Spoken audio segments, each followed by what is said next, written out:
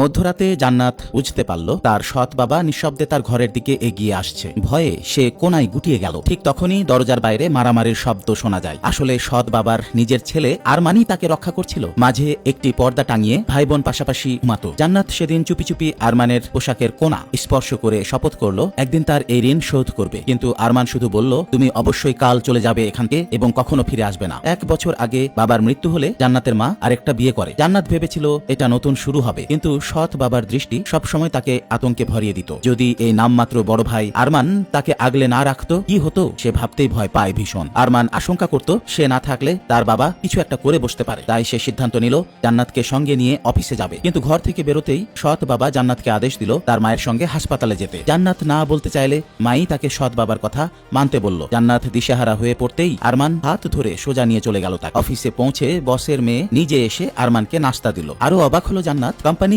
আরমানকে এক বিলাসবহুল ফ্ল্যাট পুরস্কার হিসেবে দিয়েছে। সুপারভাইজার জানালো বসের মেয়েই আরমানকে বিশেষভাবে এই পুরস্কারের ব্যবস্থা করে দিয়েছে। জান্নাত ভুল ভাবলো আরমান বুঝি এখন আলাদা হয়ে যাবে। ভয়ে সে অনুরোধ করলো আরমান যেন তাকে ফেলে না যায়। আরমান তখন জানালো ফ্ল্যাটটা আসলে জান্নাতের জন্যই। কাজ শেষে সে জান্নাতকে নতুন বাড়িতে নিয়ে গেল যেন সেখানে নিরাপদে থাকে। আরমান বলল দরজার লকে শুধু জান্নাতের আঙুলের ছাপ আছে, এমনকি আরমান এলেও জান্নাত দরজা না খুললে সে ঢুকতে পারবে না। এই কথা শুনে জান্নাতের মনে প্রথমবার নিরাপত্তার অনুভূতি এলো। কিন্তু গভীর রাতে মায়ের একের পর এক মেসেজ আসতে লাগলো। বাড়ি ফিরতে বলছে তার মা তাকে স্বার্থপর বলছে। দম বন্ধ লাগায় জান্নাত জানালার কাছে গেল। নিচে তাকিয়ে তার শির দাঁড়া বেয়ে ঠান্ডা স্রোত নামলো। সৎ বাবা দাঁড়িয়ে আছে ভবনের নিচে। সে আবার কোনায় সেঁধিয়ে গেল। পুরনো দুঃসহ স্মৃতি একের পর এক আছড়ে পড়তে লাগলো। ঠিক যখন ভেঙে পড়ার উপক্রম, দরজায় তাড়াহুড়োর কড়া নাড়ার শব্দ। দরজার ওপাশ থেকে আরমানের কণ্ঠ শোনা মাত্রই জান্নাত ঝাঁপিয়ে উঠে দরজা খুলে দিল। আপুরা, এমন ভাই কার কার আছে তোমাদের? আর কমেন্টে নাম দাও, তোমাদের নামে নায়ক নায়িকার নাম বলবো সামনের কোনো ভিডিওতে এভাবেই।